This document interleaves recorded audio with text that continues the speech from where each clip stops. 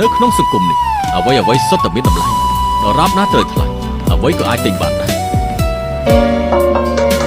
ខ្ញុំលំបាកឡើងធ្លាប់អត់ទៅហើយខ្ញុំរៀនចេះទទួលភាពរីករាយក្នុងពេលលំបាក